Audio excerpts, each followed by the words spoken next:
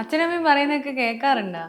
അല്ല, അവര് എനിക്ക് ചെറുതിൽ തന്ന ബേസ് ഉണ്ടാവുമല്ലോ, ആ ബേസിൽ ഒന്നാണ് എനിക്ക് അടി കിട്ടിയ 2-3 കാര്യങ്ങൾ ഇപ്പോൾ ഓർമ്മയുണ്ട്. വീട്ടിലേക്ക് ഒരാൾ വരുമ്പം നമ്മൾ കാല് കയറ്റിയേക്കല്ല, ഇരുന്നിടന്ന് എണീറ്റില്ലെങ്കിൽ അച്ഛൻ നന്നായിട്ട് അടിക്കും. എനിക്ക് അവസാനമായിട്ട് അടി കിട്ടിയത് സിവിൽ എഞ്ചിനീയറിംഗിന് പഠിക്കുന്ന സമയത്താണ്. ഒരു ചുറ്റിക്കളി ഉണ്ടെന്ന് പറഞ്ഞിട്ട് അറിഞ്ഞതിന് ശേഷം വീട്ടിൽ വരുത്തും കൂടുതൽ ഒരുമിച്ചായിരുന്നു. അന്ന് അച്ഛനെ തിരിച്ചടിക്കാൻ വേണ്ടി എൻ്റെ കൈ പൊങ്ങിയതാ. അപ്പൊ അമ്മേൻ്റെ അടുത്ത് കിട്ടി. കാരണം അടി കൊണ്ടുകൊണ്ട് എനിക്ക് മടുത്ത്, എന്തിനാന്ന് കിട്ടുന്നില്ല, കാര്യം പറയാണ്ട് അടിക്കുന്നേ.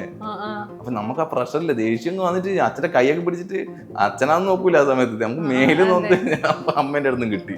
അതോടുകൂടി അടി അച്ഛനും അവസാനിപ്പിച്ച് ഞാനും അവസാനിപ്പിച്ചു.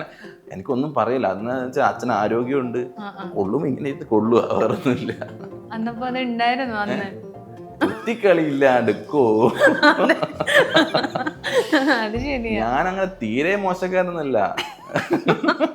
അത് ഞാൻ ആ കമന്റിന് റിയാക്ഷൻ പറഞ്ഞപ്പോ മനസ്സിലായി. ഇപ്പല്ല, പണ്ട് പഠിക്കുന്ന സമയത്തൊക്കെ ഉണ്ടല്ലോ, രസമല്ലേ അതൊക്കെ. ഇല്ലാന്ന് പറഞ്ഞ കള്ളായി പറയും. എനിക്ക് അങ്ങനത്തെ ഫീലിങ്സ് ഒക്കെ ഉള്ള മനുഷ്യൻ തന്നെ ഞാൻ.